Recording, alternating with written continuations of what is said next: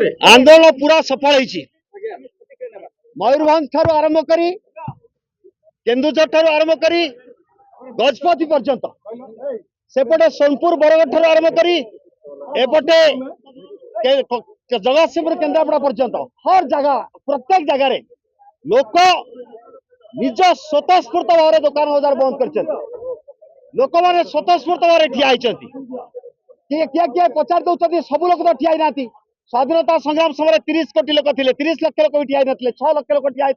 6 लोक नेतृत्व होते आज ओडिशा रे प्रति जिले में लोक मैंने ठिया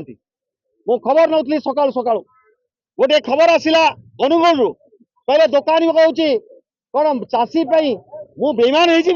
मो दुकान को 4 घंटा भी बंद कर पारे आज्ञा ये हूँ ईमानदारी ये कहूँ आंदोलन सफल हो गला ये निश्चित भाव में मोर युवक साथी टिके उत्तेजना हो जाती किए बंद करनी सी भी साथ देवे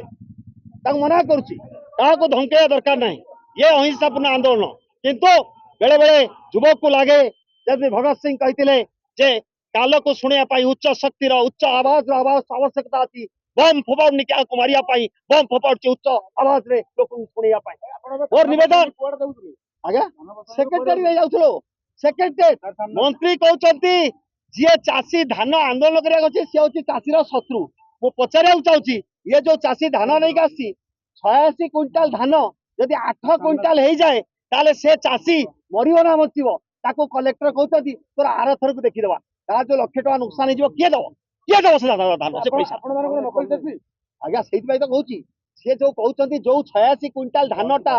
8 क्विंटाल से बिकिब से नकली चाषी के असली चाषी सी पचारिया आसी से मंत्री को भाई जवाब दियो मु नकली चाषी के असली चाषी कहीं जाऊ दौड़ी सरकार प्रशासन आम पचारू मु नकली चाषी ना असली चाषी ये धान जे नहीं आसुचे तार जदि आज कटि जाइए 86 क्विंटाल 8 क्विंटाल 67 क्विंटाल 23 क्विंटाल तार जवाब किए दब मु असली कि नकली चाषी सरकार को पचार जवाब तो दे दे बंद प्रभाव पड़े निश्चित भाव में कहली बंद एमती प्रभाव पड़ी लोक प्रति जिले में बंद कर रखिंट दुकान बजार प्रति स्पंटानियसली बंद कर रखिंट पूरा बड़ बड़ मेजर टाउन बंद अच्छी बहुत लोग बंद तेणु निश्चित भाव में ये सफल ये सफल आंदोलन को मुझे भावुची कहीं नकार करें ना गोटे सरकार 24 वर्ष सरकार चलीगला पुलिस भाई पुलिस भाई भाई सागे आई ना लड़ू रोकी जातु 10 मिनट रोकीगले